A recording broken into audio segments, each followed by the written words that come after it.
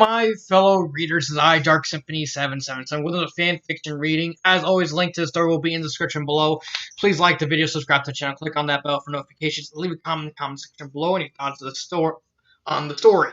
So, this is going to be my last Daria fic for a while. So, I didn't make a video yesterday, mainly so I can figure out what I was going to say at the beginning regarding this long comment that I got from Donna Olson, the person who sent me this story, who basically wanted me to review two other Daria fanfictions besides this, but I need to watch the entire series in order to figure them out. I was contemplating how I was going to explain what I was going to say without kind of coming off as a big jerk or a hypocrite or something like that. And so I asked my friends for advice, and how do I deal with this situation? How do I say what I need to say without coming off like a jackass? And so one of my friends just said, rip it off, just be blunt as possible, and it'll help you. Okay, I'll work with blunt, and I have to say this. I'm not going to watch the entire season. I could put up with the season. I like the show now, but everything that's going on in my life, I'm trying to figure out how to learn to edit. I got Castlevania month coming up. All this stuff, work, home. If I did YouTube full time, then I could possibly do it.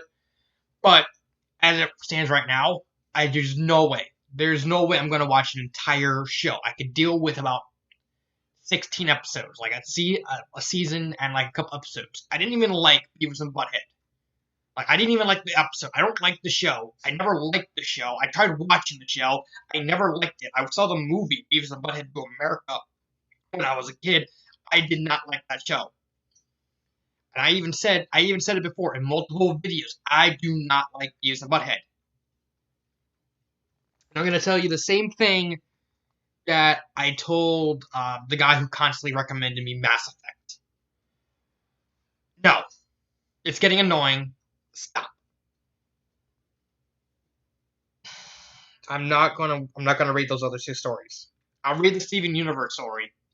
Mainly, but that's probably gonna be the first fanfic after April. Because I got this whole big thing with April lined up. This is just something that I need to figure out. I have all this stuff. I know you're probably gonna be mad, but at this point, I need as much time to get through all these stories as possible. That means I want to be known as the fanfic guy, not the Daria fanfic guy. Especially since there's so many channels out there that do exclusively My Little Pony fanfictions. Okay, I did My Little Pony before. I have no problem with that. I'm gonna be doing a My Little Pony right here after this video. But the point still stands. I cannot watch an entire season. Not an entire season, an entire show, just to read one or two stories. Okay? All these other new shows I never heard of. Soul Eater, I read those stories without context of what's the show about or who the characters are, and I still liked it. I'm not even that big a fan of My Little Pony. I like the fan fictions, but that's it. I wasn't really a fan of the show, despite the fact I have seen it. But I'm actually getting off topic. But I just wanted to talk about that and explain why I didn't upload yesterday, because I wanted to try and figure out how I was going to handle this situation. So consider this the last Daria fic for a while. It was just a while, so that way I can do other franchises and series and stuff like that. So let's get started.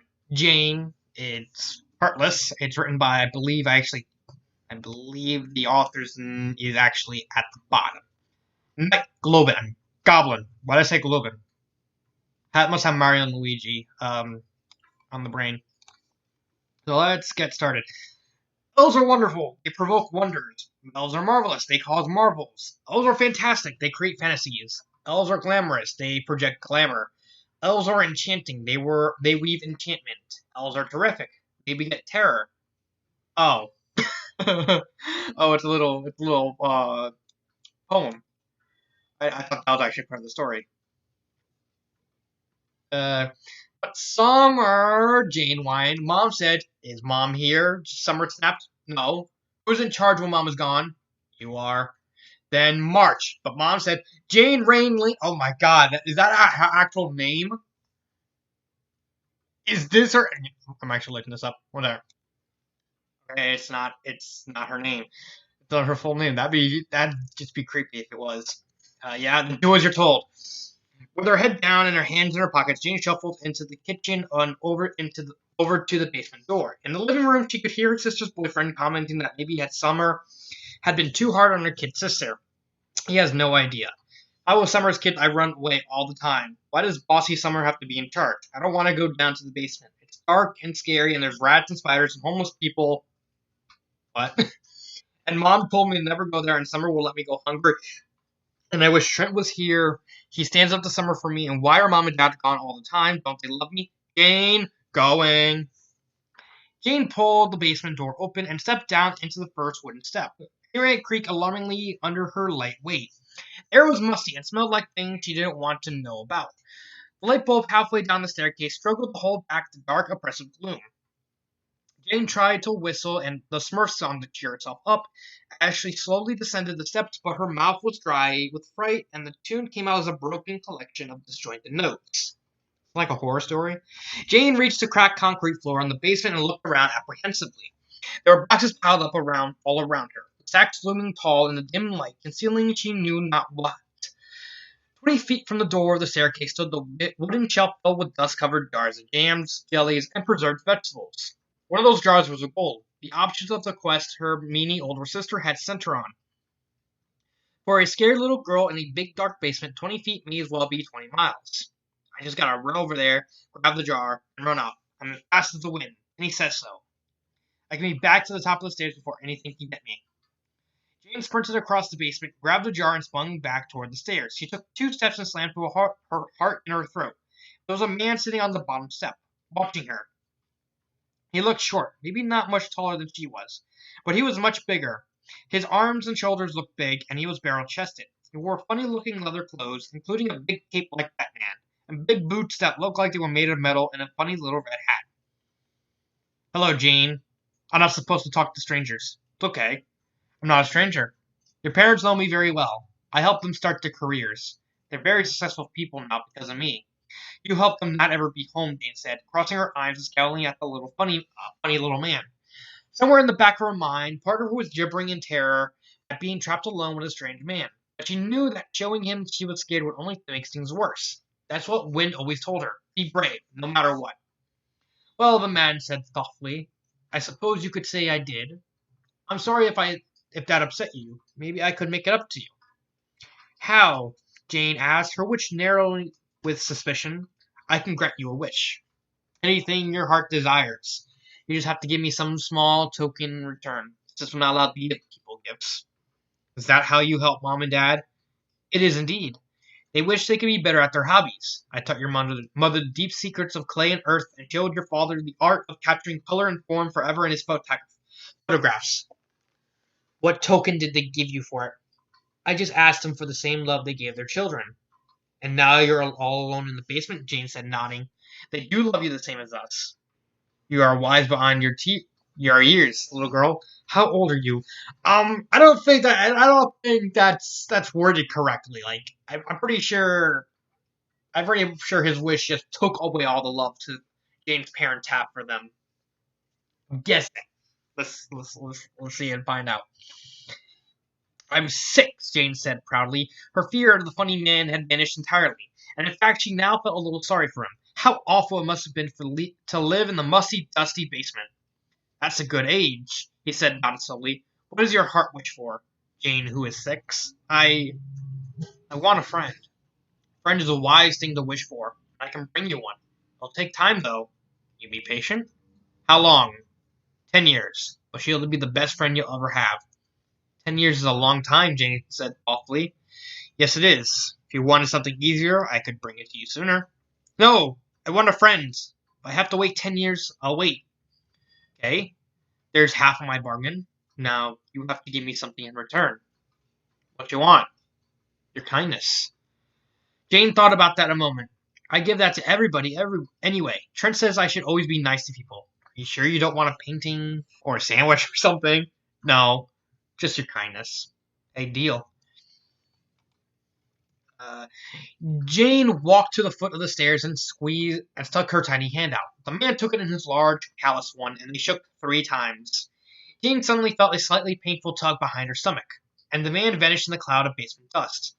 Jane sneezed. The basement door slowly swung open, and Summer turned to glare at her annoying kid sister. Geez, Jane, I was about to come down there looking for you. Did you get lost or something? No, Jane said absently, glancing around the kitchen. Did you get that jelly kid? Her sister's boyfriend asked. Sure. Jane handed him the grime-encrusted jar, and her lips twisted up into a tiny smirk. Summer's pregnant. What? He said. Uh-huh. She was crying about it on the phone last night. She's pregnant, and it's not yours. Leaving a stunned silence behind her, Jane sprinted away through the living room and up the stairs to hide in her own bedroom. She could barely restrain her giggling as the screaming and yelling started downstairs. You're such a freak, Tiffany said, looking down her nose at Jane. You should be ashamed of yourself. You dress like a boy and your hair is ugly. These are my brother's clothes, Jane muttered, looking down at her slightly oversized jeans and t-shirt.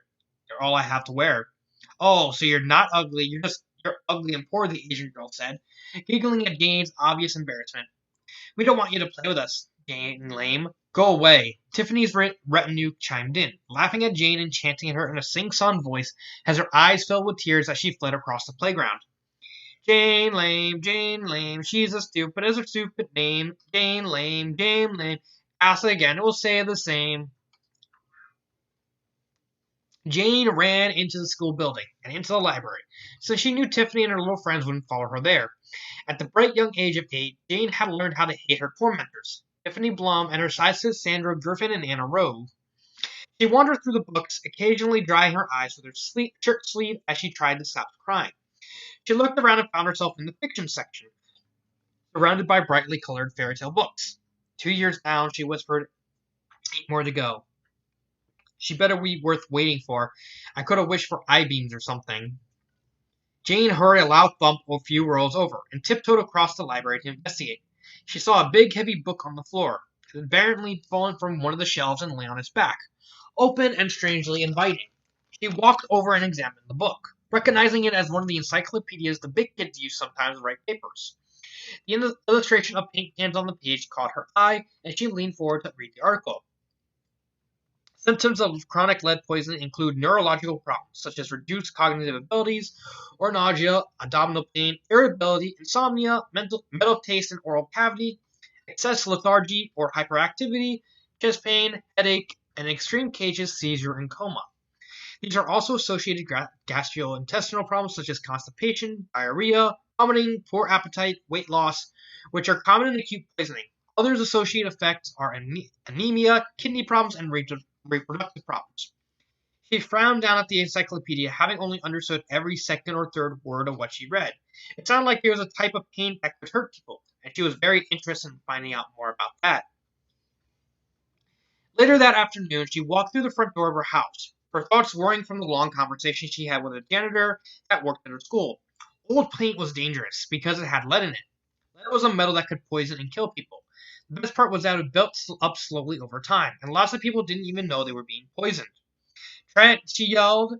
Summer! Penny! After listening to the silent house for a moment, she smiled wickedly and ran for the basement door. She pushed it open and ran downstairs, stopping in the middle of the basement to look around. I know you showed me the article on lead, she whispered. Guess I owe you another favor, so just tell me if you want something. After waiting another moment and not getting an answer, she quickly walked over to the corner of the basement containing her mother's cast-off art supplies. She carefully scanned the labels of the paint cans, setting several aside that listed lead as an ingredient. Finally, she grabbed a small can of red and a small can of white and took them back upstairs to her room. She put the cans down and then snuck into her sister Summer's room. After rifling through the drawers of the vanity for a few minutes, she found a wooden hand mirror and took it back to her room. Jane put the mirror on her arts and crafts table next to the paint cans, a couple of brushes, and the small sander she swiped from Penny's room a couple weeks back. Remembering what she had been told, she tied a handkerchief around her face and pulled on a pair of yellow gloves from the kitchen. "Oh, look, Tiffany," Sandra said, pointing. "Here comes Jane Insane. Skylar told me she was wandering around the library talking to herself yesterday." "Hi," Jane said as she walked up to the trio. "I wanted to make nice with you, Tiffany. Show you that I wasn't mad about you being mean to me. I made you something." "Like I want anything from you," Tiffany began, but her voice trailed away when Jane held out a beautiful hand mirror. The wooden part was painted a delicate shade of pink, and glass almost shimmered as it reflected back her perfect, beautiful face. "So pretty. I thought you might like it." Jane pressed the mirror into the other girl's hand and took a couple steps backwards. "I don't want to hang out or anything, but maybe you and your friends could just ignore me from now on." "Yeah," Tiffany said, still staring at her reflection. "No more picking on Jane, girls." Jane backed away a few more steps and then sprinted away to the girls' bathroom so she could wash her hands. Jane Lane, aged 13, stood just inside the cafeteria of Lawndale Middle School. She wore a midriff cut, fire engine red t-shirt that matched the lipstick her sister Penny had mailed her as a birthday present, and over that she wore a black button-down with the sleeves rolled up. Her black denim shorts started life as full-length jeans before she attacked them with a pair of shears, cutting them off high enough that her scandalous teachers demanded she wear a pair of tights underneath them. Her outfit was completed by a pair of oversized, steel-reinforced engineer's boots she found sitting by her bed one morning. Jane Lane had noticed boys a year or so back, and they were finally getting around to noticing her. This, of course, was the cause of her current problem. Jane Lane, aged 13, stood just inside the cafeteria at Lawndale Middle School and gritted her teeth against the burning pain from the left side of her face. The sound of the slap echoed throughout the room as all conversation stopped. "Keep your slutty claws to yourself," Anna Rowe said, glaring painfully. "Kevin and I are going steady, and I better not catch you around him again." Without a word, Jane turned and walked out of the cafeteria. "I don't know that I've done that," Sandra said, watching the young artist walk away. "Yeah," Tiffany drawled, drawing out the vowels in the world. "Well, I did," Anna said, rolling her eyes at her feckless support group. "That's why I'm captain of the cheerleading squad and president of the booster club while you're still trying to put together that clothes club or whatever. Fashion club," Sandra muttered. "Hey, babe." Kevin, Anna's boyfriend, and the number one kicker for the Longdale middle football team, walked up with a look of confusion. "What did you talk to Jane about?" "I had to explain the rules to her," Anna said, smiling prettily at Kevin. "Rules? You know, the rule, like how football players are only allowed to date cheerleaders." "That's a rule?" Kevin said, scratching his head. "Uh-huh." Anna said, "Come on, let's get lunch. You can carry my tray, Kevin." "Sure, babe." "Are you going to be in the school talent show?" Brittany asked, absently twirling a long lock of blonde hair around one finger. "Sort of," Jane said with a shrug. She set aside her paintbrush and stood, stretching until her back popped. "I'm not good at singing or dancing or anything, so I'm building the sets for other people's shows. I like to be on stage over and over again without having to actually enter the contest." "Wow, Jane, you're smart." Brittany smiled brightly at the artist. "I wish I could be smart like you sometimes. But I figured I'm already pretty unpopular, so maybe being smart would be too much, you know?" "You'd be okay," Jane answered with a shrug. "I just appreciate you hanging out and walking and talking while I work on the stuff." "It's okay," Brittany sighed sadly. "I don't really have anywhere else to go, and this is interesting. Tell funny stories. I never knew the cheerleaders were as screwed up as the rest of us." "You won't tell anybody what I told you, will you?" Brittany asked, her eyes going wide. "Not a word to anybody, I promise," Jane said, grinning at the worried blonde. Brittany wasn't observant enough to notice the edge in the smile or Jane's voice, as she relaxed upon hearing the promise. "I'll never tell anyone about your mother abandoning you, or about Mickey's youthful indiscretions, or Andy's private coach doing her homework for her, and I especially won't tell anyone about Annie's problems." "Watch where you're going, loser." Jane took a half step back from the head cheerleader and raised her hand in surrender. "Sorry, Anne, I'm just a little clumsy today. I didn't mean to bump into you. Make sure it just doesn't happen again." Jane turned and hurried to the bathroom, ignoring the giggling cheerleaders behind her. She quickly hid in a stall and opened her hand, looking at the bottle she lifted out of Annie's purse. Fluoxetine, Anastasia Rowe, once daily for anxiety."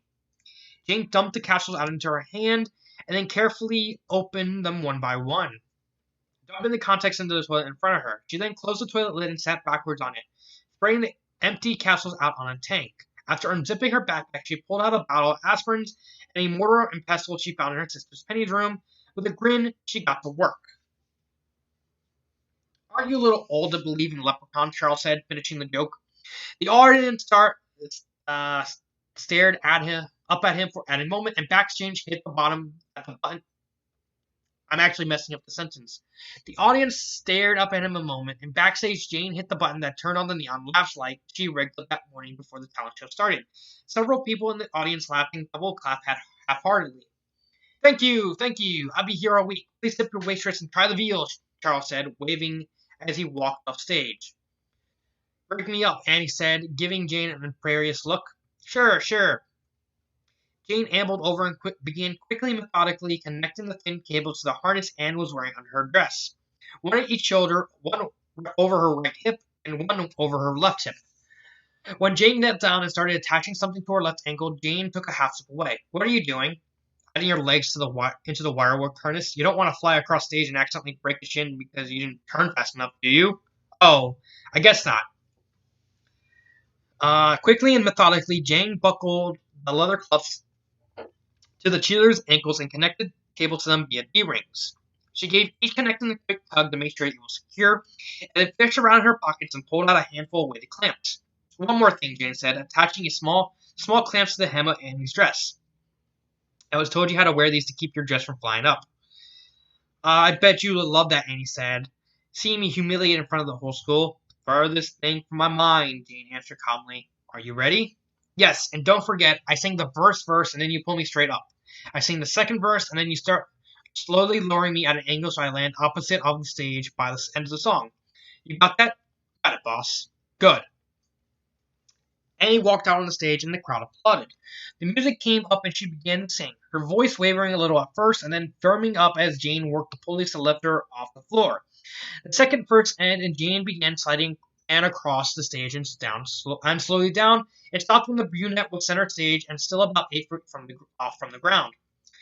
Jane changed grip on the rope, pressing a smaller cable that no one had noticed her attaching, and with a sharp tug, Jane unlatched the harness, holding Anne in the air. The girl screamed as the weights on her end of her harness yanked it away from her, ripping her dress and causing her to flip upside down to hang from her ankle cuffs.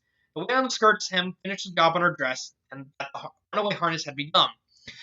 Jane lashed the suspension cable to a cleat and then lightly tugged one of the attribute ropes, causing Anne to slowly rotate in place. With a smirk, she tapped the button to turn on her neon sign.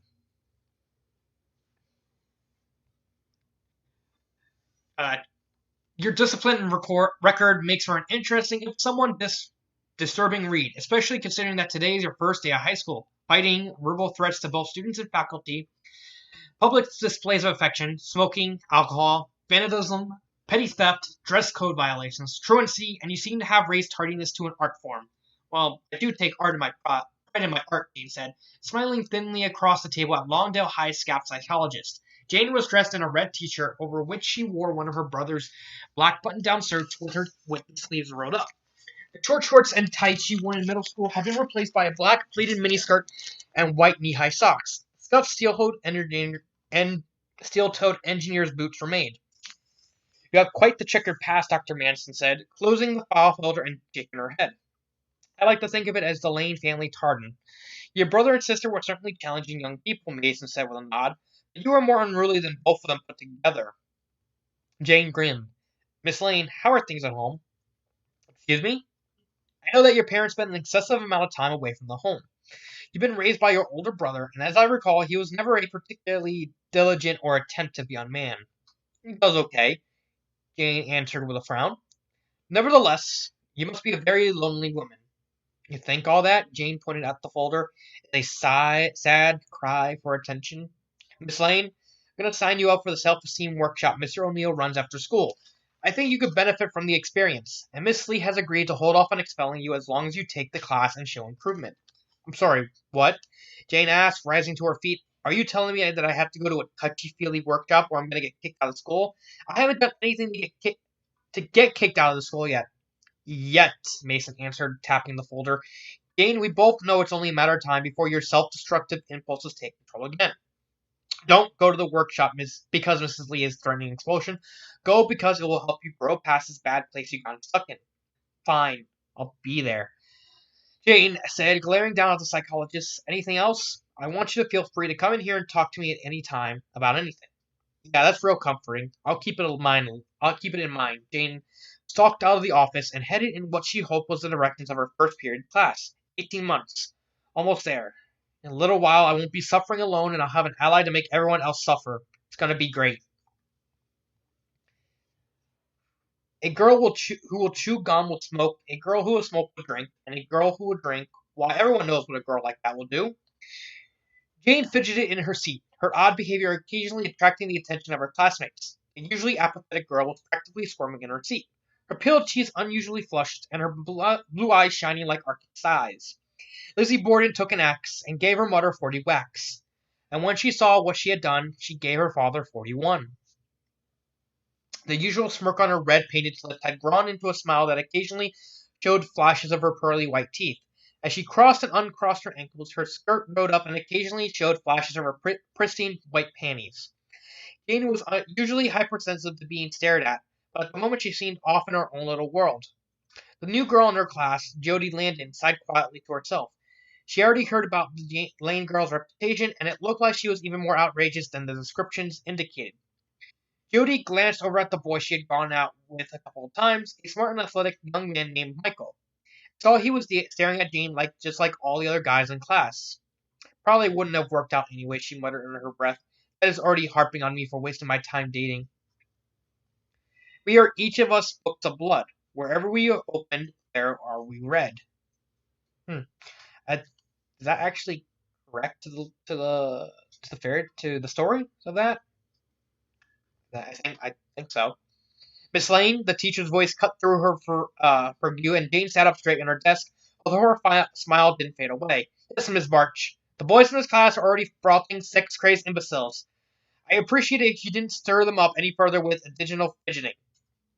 Jane glanced around at the suddenly embarrassed-looking boys, all of which now studiously avoiding her gaze. She then glanced down at herself and straightened her skirt with a throaty chuckle that did nothing to relieve the tension in the room.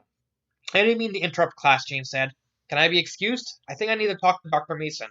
I had a very intense personal experience last night, and I need to talk about it to someone. Oh, I suppose.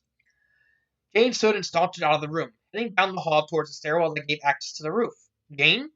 Mr. O'Neill pulled the door to his faculty lounge close behind him and stepped out into the hallway. Yeah, Mr. O, I left several messages for you on your answering machine, and your parents have yet to call back. Do you think you can ask them about it? Actually, they happened to both get into town at the same time yesterday, Jane said. Last time I saw them, they were pretty dead, though. Do you want me to arrange it so you can talk to them this evening? That would be wonderful, Mr. O'Neill said with a smile. Would you feel more comfortable if I visited them at your home, or if they came to see me? Give me your address, Jane said. I'll drop by your place after school to make sure everything is handled. I'll write it down and give it to you when I see you in class later. Thanks, Mr. O. Longdale Sun Herald, local teacher victimized. The body of Timothy O'Neill, a teacher at Longdale High School, was found in his home yesterday evening by one of his students. The minor's name is being withheld, but police say that she is cooperating fully and they hope to close the case soon. At this point, evidence indicates that Mr. O'Neill interrupted a burglary in process. Jane sat on the foot of her bed, channel surfing. Sick, Sad World was a rerun, and it was one of the boring reruns. The phone rang, and she dropped the remote to answer it. Casa Lane, how may I direct your call? Hey, Janie, could you do me a really huge favor? Jane asked. Jane could hear the crowd music noise behind him, and he guessed he was probably using the bar phone at the Zong. Well, that depends. What do you want, and what's in it for me? Trent sighed. Sorry, I didn't catch that. Monique left her makeup bag on my light stand. Could you bring it down here to the Zon? Right, so you're smart, smack-tard fuck toy left her drugs in my house. You want me to jog them down there so you can give them to her. I guess it's a good thing I'm a minor and can't go to angry lesbian named Bertha Prison.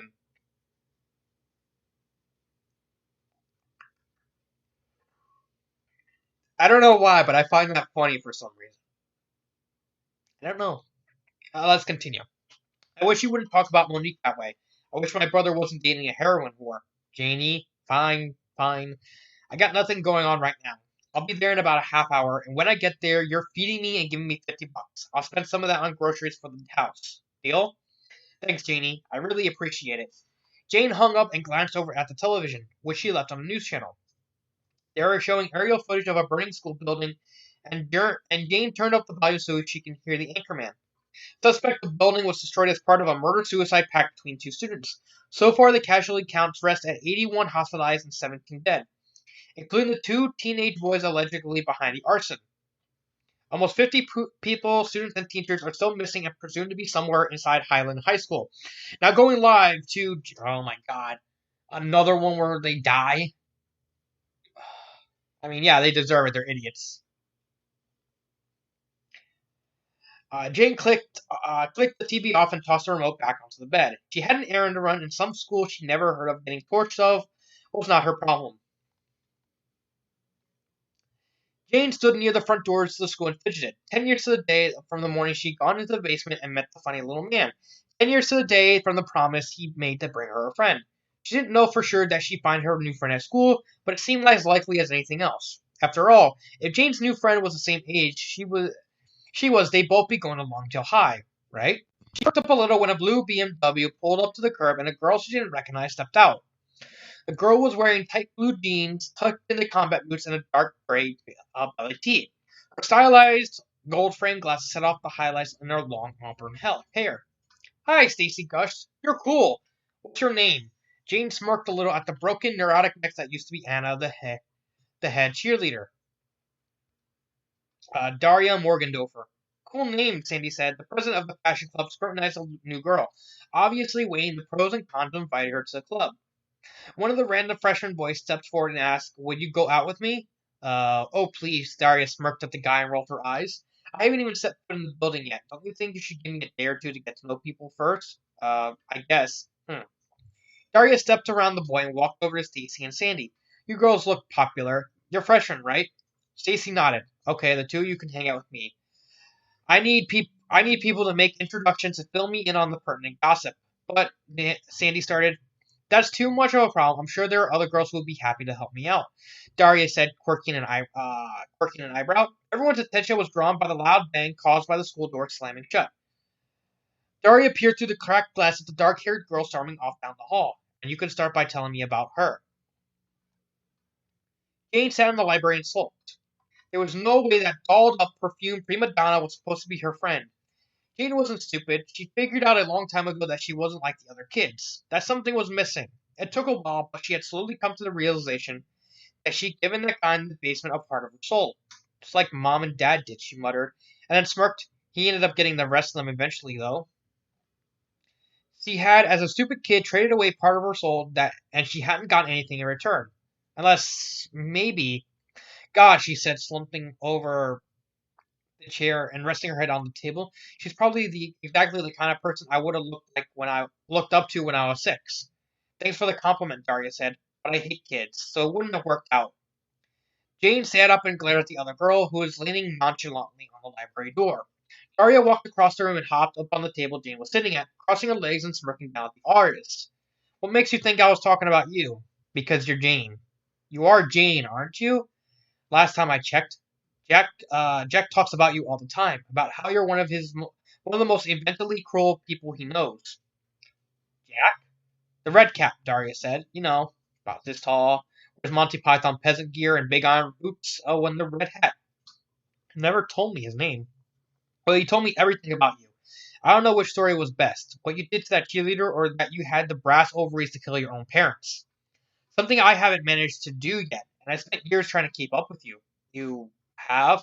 Oh yeah, like how you ruined your brother's music career. I did something like that to my dad. Now he's a raving basket case that can't hold down a job or keep a client. Cool, Jane said, though did you use drugs or what? I had to use a couple different tactics, but I'll tell you about it later. Does town have a decent pizza joint? Yeah. Good, we'll get a slice and plot after school. We're going to have a lot of fun, you and I. These people are going to suffer, and they're going to scream, and then they're going to die. Daria smiled brightly down at Jane, and who slowly returned the smile in full. Daria put down the smoldering gun and sat up straight, stretching her back. She pulled off the latex gloves that were protecting her manicure and then handed Jane the results of her labor. Okay, slot this into the rack with the others, she said. We'll let everything sit overnight and power up the new server farm after school tomorrow. Awesome, Jane said, walking across her basement and sliding the computer system into place. I wonder what's going to happen to the cafe now. Don't care, really. Some idiot will probably turn it into a coffee shop or something. I hope so. I wouldn't mind having a fancy coffee machine down here, Jane said. The girls shared a chuckle, and Daria looked around with a satisfied expression. I always wanted my own server farms, but my parents couldn't afford it. Hey, can I ask you something? Sure. I was wondering about something about the pictures on the wall over the stairway at your house. The red-haired kid? Yeah, you mean, you said you were her only child. Who is she? You mean, who was she? Daria said, frowned slightly. Dead? Jane asked. I don't know. Her name was Quinn. She was my little sister. I hated her. Oh, what happened to her? Have you ever seen Labyrinth? Daria asked. Yeah, the girl that gives her little brother to the... Ah... Jane said, I see. I tried to wish for her to come back, Daria said quietly. Really? Yeah. Jack said he couldn't do it. Then he started telling me stories about you. Oh, here there be monsters, Daria said softly, looking into the darkness that surrounds him. Ellen tapped her fingernails on the desk and tried not to scowl at the annoying cold music. Thankfully, the line clicked and the syrupy electronic tune disappeared and was replaced by a man's voice. Hello, this is Eric Sheridan. I'm sorry you were kept waiting, Mrs. Morgandover, but you know how busy a law office can get sometimes. It is quite all right, Mrs. Sheridan. So, Eric said, what can we at Vitale, Davis, Horowitz, Riordan, Sheridan, and Sheridan do for the district attorney's office? Oh, nothing today, Helen said, chuckling lightly. I'm calling on my lunch break. This is a personal matter. I need a good divorce lawyer. No problem. I'll line up one of my associates for you and get the ball rolling. What time is good for you? I'll go ahead and set the appointment. I said I wanted a good divorce lawyer, Miss Sheridan. Ah, I see. Well, I haven't done a divorce in a while, but I always got good results back in the day. If that's not enough, I can transfer you to my father or one of the senior partners. No, you'll do, Mr. Sheridan. Please, call me Eric. How is 9 o'clock tomorrow morning for you? We could meet at the settlement and talk over breakfast. That sounds fine. And if I am to call you Eric, you should call me Helen. I'll see you in the morning. Looking forward to it. Goodbye. Helen hung up the phone and shook her head. If I didn't know any better, I'd say that man was flirting with me. There were 2 quick raps on her office door before it swung open and our legal secretary walked in carrying a few file folders. What's up, Marianne? We just got handled the high school arson case, the blonde woman dropped the folders on Helen's desk and then sat to wait for her boss to read them through. As she read, Helen's eyebrows slowly went up. This is an ugly-looking case, Helen said quietly. The victim is Andrew Landon's daughter. Yeah, and he's already screaming for blood, Marianne said, shaking her head. I don't blame him. Her wrists and ankles were duct taped, and according to the medical examiner, she died of smoke inhalation. She was alive and awake when the fires were set. Hate crime? No specific evidence of that. She may have been in the wrong place at the wrong time. She was helping set up displays of some kind of art contest. And the police think the paintings may have been the actual target. Insurance. Yeah, the principal had a lot of outlandishly large policies on the school and the objects in it. Very unusual since private citizens don't normally take out insurance on public property. There's a second line of investigation, though, and you're not going to like it.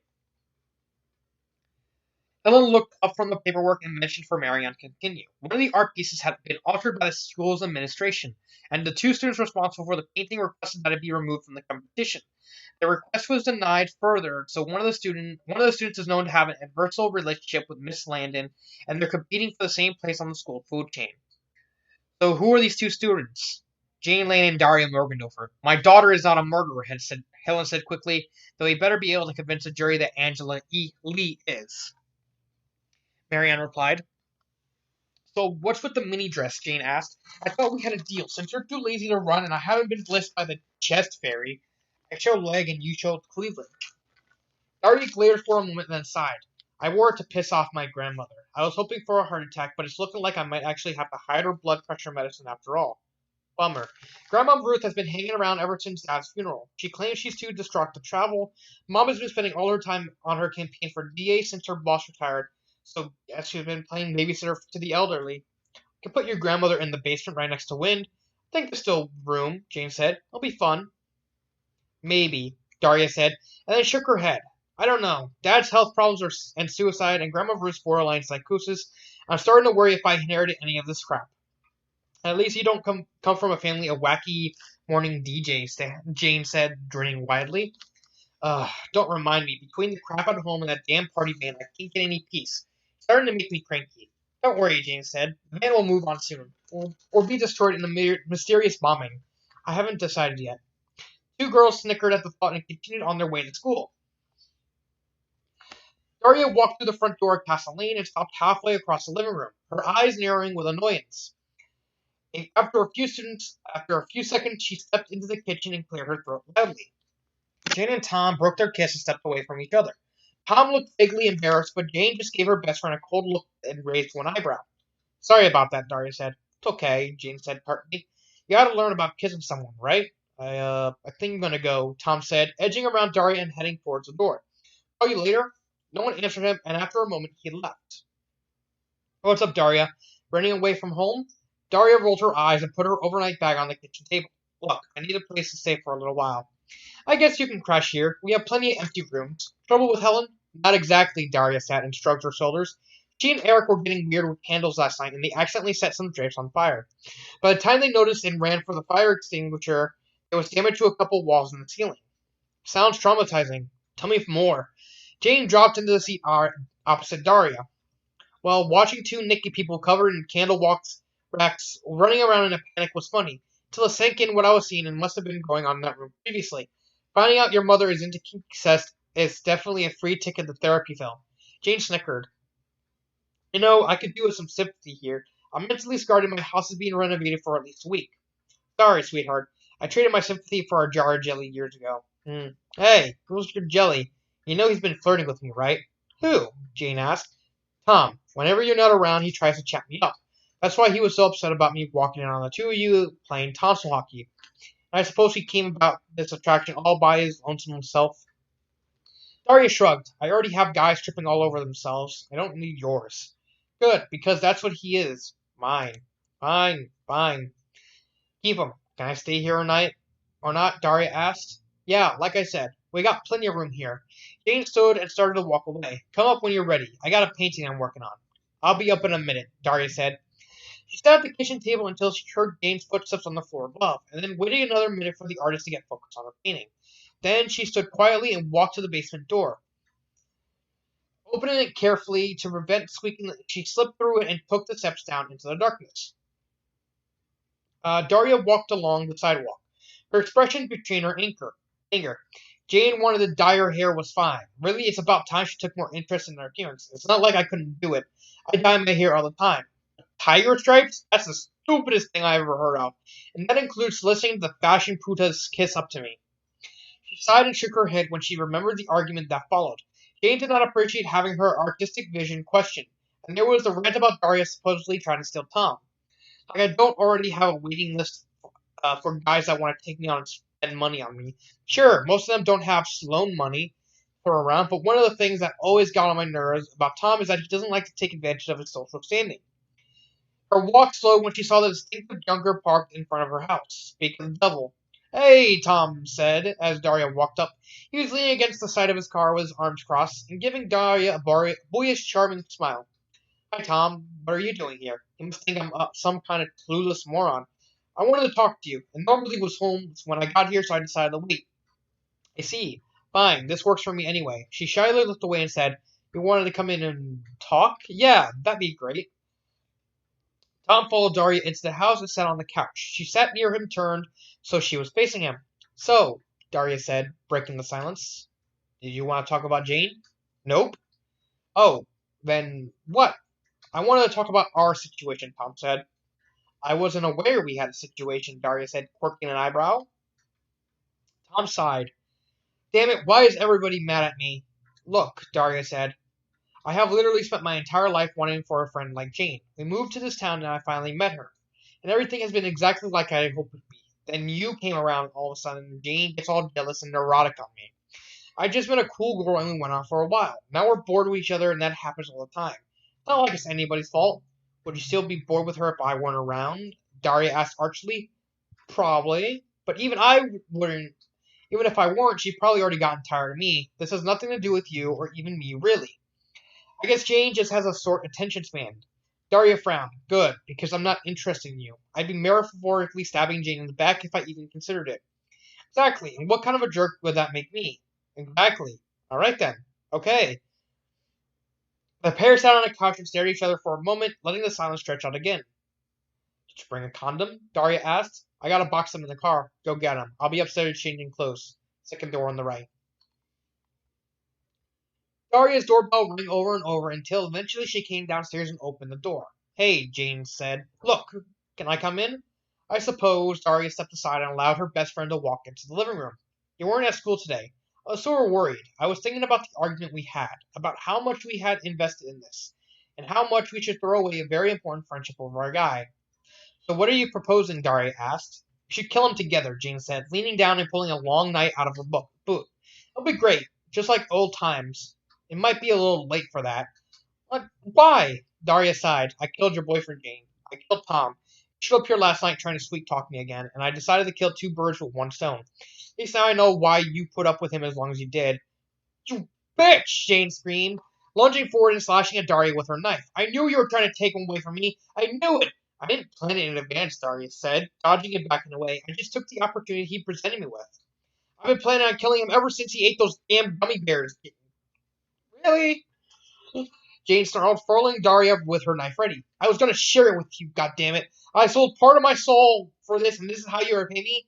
My whole life I tried to be like you, Daria said. All the stories I heard about you, how cruel you were and how you never let anybody hurt you. Then it turned out you were just as insecure and pathetic as everyone else. Daria turned and ran into the kitchen, with Jane close behind. Daria dodged around the kitchen table. The two girls glared at each other from opposite sides of the room. Daria stumbled back, pulling a pistol from the small of her back and firing at Jane. The artist slammed into her, and both girls fell into the floor in a heap. Oh, wait. I actually skipped a sentence. I'm going to mount your head on my wall, Jane said. How dare you betray me like this? I own you! With a shriek, she jumped from the table and dove at Daria, bringing her knife down an arc. Then Daria stumbled back, pulling a pistol from the small of her back and firing at Jane. The artist slammed into her, and both girls fell to the floor in a heap. Slowly, Jane leveled herself up and looked down at the blood streaming from her ruined shirt. It's like you got me, she said. Daria didn't answer. And Jane looked at her best friend's still form. The knife handle jutted up proudly between Daria's breasts. But I got you first, bitch, Jane chuckled. Harsh, croaking sound followed by a prolonged cough. She spit a mouthful of blood onto the floor and looked over at Jack. The red cap was sitting at the table, watching the scene intently. Help me, Jane said. I'm dying. I know, Jack said regretfully. Nothing to be done about it, I'm afraid. See, her wish was to be just like you, and now she's dead. Since I'm not allowed to bring her back, he shrugged. Go to hell. Jane's voice drifted away and she slumped over the floor, her blood mingling with Daria's. I'm afraid I'm not allowed to do that either. Jack stood and spent a moment hunting through his pockets, eventually finding a bone saw and a small selection of Tupperware containers. He placed the containers on the table and stepped forward with the saw. Father. The red cap turned, motioning for the girl to continue speaking. His daughter stood in the kitchen door, a vision of alabaster skin and ruby hair. Her dress was woven of moonlight and spiderwebs, and she wore a delicate silver tiara. She was as beautiful as gentle as her father was ugly and crude. Father, you left so quickly and you forgot to lock the door. I grew afraid and followed you, the girl said. She quietly moved across the room, seeming to float a few inches off the floor, and looked down sadly at the dead girls. What happened here? Don't dwell on it, princess. They were cruel, heartless girls, and not worth your concern. She looks like someone I once knew, she said, pointing at Daria. Someone I used to dream about a long, long time ago. She made me cry, I think. And you made a wish with all your heart, Jack said. I want to go away and live in a fairy tale, Quinn whispered. So you do, princess. And so you do. So that is Heartless. It wasn't that good. It honestly, it was structured fine. The problem is the story skipped out a lot. So you had a story about Jane wishing herself away, her kindness, and turning into a monster. And then we see her being bullied, and then she gets revenge by poisoning, and then kind of mentally conditioning people. It was good until we got to the bullying part. when she was doing the lead poisoning, and she gave the mirror. We don't see the immediate results. We don't see everything leading up. We see the aftermath, like the far aftermath of it, because the story skips ahead a couple years every couple of chapters, and that really honestly sunk the story. I mean, yeah, like literally all the stuff at the beginning is fine, but then we get to the paint when we get to the mirror with her dealing with the bully by lead poisoning. We don't see what happens. Like we don't see the actual slow aftermath. I think that would have made the story much much better. As it stands, it's not good. Like I can't even say it's good. And then actually gets worse over the course of the story. Like it starts off good, it goes bad, and then it actually gets good again. Like at the last chapter, like the last chapter. I mean that in quotation marks because it's so short.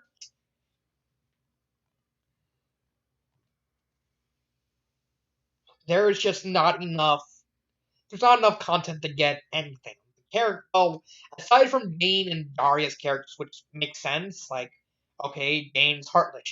She gave up her kindness, and she turned into a murderer. And Daria basically just wanted to emulate her for everything. So it's kind of a whole lesson in hubris sort of thing, like stuff like that. But I can't say it's good. I just can't. It's paced horribly. The plot is just completely gutted because you just skipped what should be the meat and potatoes, like the immediate aftermath of like the girl who got lead poison, the mirror who got the mirror. It would have made more sense for us to see her being poisoned.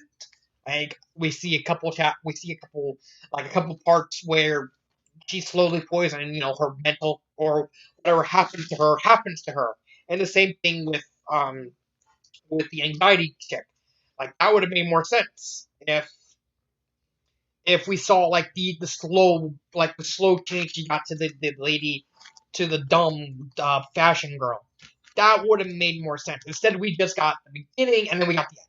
We just completely gone in the middle. Everything in the middle is gone. The setup is nice. The ending is nice. That's all I can say. But everything between that is bad. It's not even. I can't even say anything redeeming about it because it's just so gutted that it just burns. It's just very bad.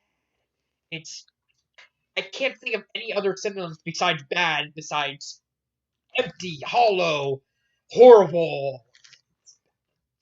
I give this a 2 out of 5. This is a poor story. The only reason I'm not giving it a 1 is because the beginning and end are at least decent enough to save it from being called a 1. If it wasn't for the setup and the ending, this would have been an easy 1 out of 5, the lowest rank.